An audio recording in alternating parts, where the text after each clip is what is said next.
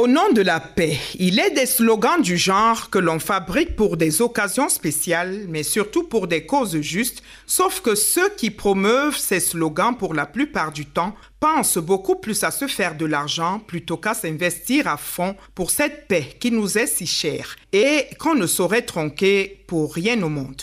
La paix est cette arme précieuse dont nous avons tous besoin pour avancer, pour bien nous porter, pour réaliser, pour produire. Sans cet état de calme, de tranquillité, de sérénité, rien n'est pratiquement possible. C'est aussi cet idéal social et politique qui va au-delà de l'absence de guerre pour englober l'harmonie, le respect mutuel, la justice et le bien-être à des échelles différentes, individuelles, collectives et même internationales. Quoi de plus normal que de l'appeler de tous nos vœux en cette période critique de l'élection présidentielle qui n'a point besoin de perturbations, de troubles, de guerres, de conflits, de paroles haineuses, que la confrontation reste idéologique pour l'atteinte de l'idéal social et politique que nous souhaitons tous. La Journée mondiale de la paix, célébrée le 21 septembre de chaque année, a encore connu des manifestations euphoriques qui viennent toujours nous rappeler que la paix n'a pas de prix, elle n'est pas une affaire périodique. Nous en avons besoin en tout temps, en tout lieu et pour toute la vie. Pensons-y sérieusement par ces temps critiques pour qu'au-delà de tout, l'essentiel soit sauf. Pour en parler, nous avons dans ce studio Monsieur Robert Roger Ngangué. Vous êtes président d'une association qui promeut la paix. C'est bien cela? Bonjour. Exactement. Bonjour, madame. Et merci d'avoir accepté notre invitation. C'est moi qui vous remercie, ainsi qu'aux millions d'auditeurs qui nous suivent. Alors, dites-nous, pourquoi la paix et pas autre chose? Vous avez peur de quelque chose? Effectivement, parce que nous sommes en pleine période électorale et l'expérience a démontré que pendant cette période, on a deux cas de figure. Le premier, c'est que tout se passe dans la paix, ce qui contribue à consolider les acquis de la paix et de développement dans ce processus de renouvellement des élites qui vont diriger le pays. En revanche, les élections également alimentent les tensions dans le cas de la surenchère politique qui marque le processus électoral. Il y en a généralement qui fondent leur action sur les divisions, ce qui réveille des frustrations, ce qui relève des douleurs, ce qui crée des polarisations, ce qui fait renaître des rancœurs qui peuvent justement faire le lit des violences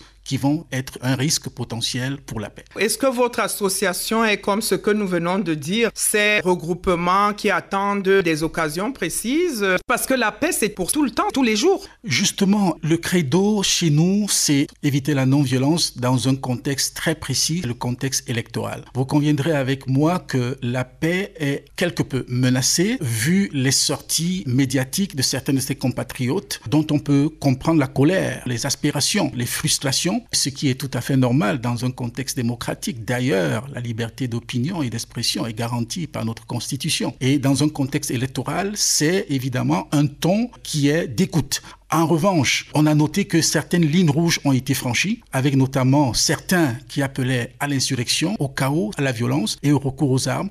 En ce moment, tout défenseur de la paix doit se lever parce que la paix, c'est un bien public, c'est un bien commun. Et quand il y a des menaces et des entorses à cette paix, on devrait se lever pour la défendre. Voilà, nous sommes d'accord avec cela. Dites-nous, vous avez lancé une campagne qui ira jusqu'au mois de novembre. Et après novembre, c'est terminé, la paix est garantie pour vous? Il faudrait contextualiser cette campagne. Elle est essentiellement orientée pour un processus électoral sans violence. Et on estime que ça va se faire avant, comme on a commencé à le faire, pendant les élections et après, jusqu'à la proclamation des résultats, etc. C'est des moments qui cristallisent souvent des frustrations et des violences. On en fait pour preuve les contentieux électoraux qu'il y a eu post-élection dans certains pays autour de nous. Et donc, véritablement, c'est dans ce contexte que l'initiative est levée pour nous permettre à tous de toucher notre fibre humaine pour dire la paix n'a pas de prix. On peut avoir des désaccords, mais dans tous les cas, la violence n'est pas l'ultime recours. Allons-y au dialogue, casser les murs pour essayer de nous entendre dans le fair play qui caractérise justement ce type de joute,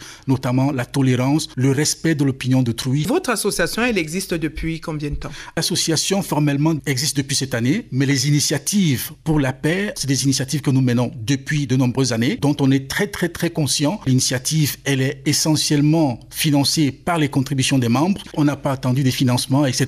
pour nous déployer. J'en venais justement. Est-ce que vous voulez nous dire que l'association est créée pour l'occasion, pour vous faire de l'argent?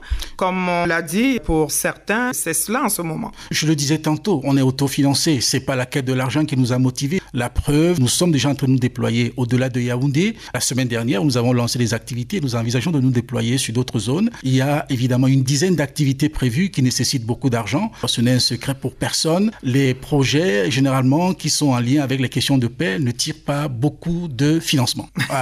Et donc, vous pouvez être rassuré que derrière, c'est juste la motivation, c'est une contribution citoyenne qui se veut véritablement centrale dans un moment où on voit le feu finir et on a envie de porter son seau pour éteindre ce feu. C'est bien de le dire. Quand vous faites vos campagnes, qu'est-ce que vous adressez comme message aux populations? Comment est-ce que ça se passe? Très concrètement, dans les causeries ou alors le leitmotiv, c'est de dire on peut comprendre qu'on n'est pas content, qu'on a des frustrations. En revanche, demander aux citoyens de recourir aux armes pour faire passer un point de vue, une opinion ou une posture, c'est là où je considère qu'on a franchi les lignes rouges. Dans le contexte actuel, les dérapages qu'on a observés auprès de certains compatriotes allument les petites étincelles d'un feu qu'il faut véritablement éteindre. Donc, on est dans une posture de prévention et c'est le message qu'on fait passer à tout le monde pour dire on peut ne pas être d'accord, allons-y non pas par la violence pour régler nos désaccords, mais plutôt par un dialogue, une écoute, des échanges. Concrètement, comment est-ce que vous organisez cela? C'est des meetings, ça se passe comment? C'est dans des salles? Dites-moi. Alors, il y a une gamme d'activités qui est prévue. La première, c'est la diplomatie de paix.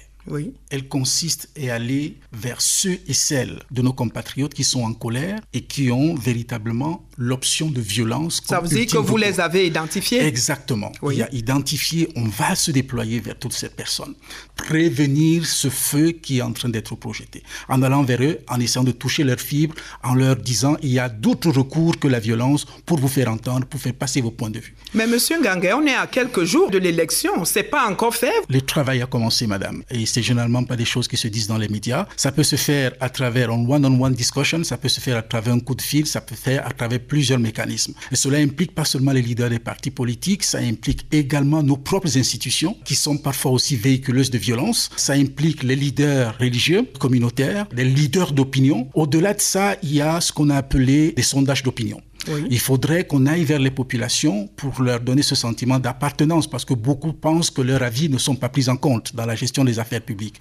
Non seulement pour savoir les raisons pour lesquelles ils sont en colère, mais aussi leur donner la possibilité de faire des propositions sur des choses qui pourraient marcher pour hisser notre Cameroun un peu plus haut, qui soit plus prospère. Et donc, c'est une autre action. La troisième, c'est des campagnes sur des messages sur la paix qu'on va faire à travers des grandes affiches dans les grandes villes du pays, mais aussi à travers les réseaux sociaux. Il y a également des activités, il y a un concours national sur des chants, des slams, sur les poèmes, les graffitis, etc.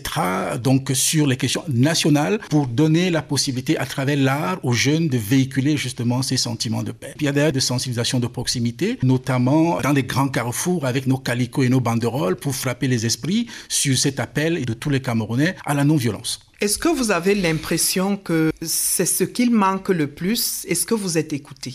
Les initiatives de promotion de la paix ont toujours ce côté un peu froid, surtout dans un contexte électoral qui est effervescent. Le premier risque, c'est qu'on est taxé d'avoir un parti pris. Et donc, il faudrait rassurer par notre insistance, par notre démarche, qu'évidemment, il n'y a pas de parti pris. Ce qu'on rappelle, c'est que nous avons tous l'obligation, comme on le dit dans mon village, lorsqu'il y a une flamme, lorsqu'il y a une braise, le premier réflexe, ce n'est pas de savoir qui l'a mis, c'est de venir avec un seau pour éteindre le feu. Ensuite, on peut s'asseoir pour savoir qui a fait quoi, exactement, qui a fait ceci, etc.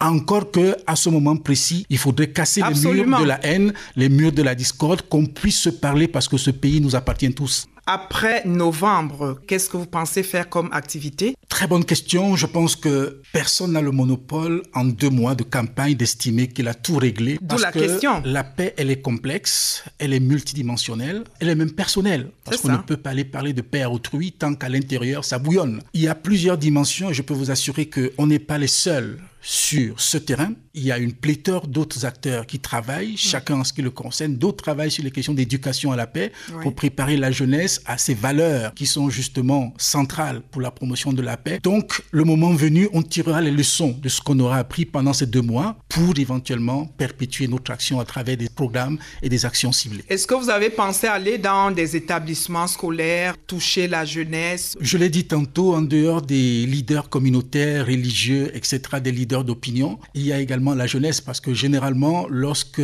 les accords qui ont été faits au sommet entre certains leaders ne marchent pas, c'est la rue et la jeunesse qui est interpellée et qui va jeter la pierre. Raison de plus pour également cibler cette jeunesse. Il y a des causeries qui sont d'ailleurs en cours dans de nombreux lycées de la place, des milieux de socialisation, pas seulement dans les lycées et collèges, dans les universités. Nous essayons d'avoir les autorisations nécessaires pour nous déployer et sensibiliser davantage sur l'importance de cette non-violence, de recourir au dialogue, de nous parler quand les choses ne vont pas, au lieu de prendre la pierre qui peut être explosive, parce que la guerre appelle la guerre, la violence appelle la violence. On sait quand elle commence, on ne sait jamais quand elle s'achève. Elle a des conséquences désastreuses en termes de souffrance humaine pour nous tous. C'est l'occasion de le dire. Nous travaillons tous pour cette sensibilisation.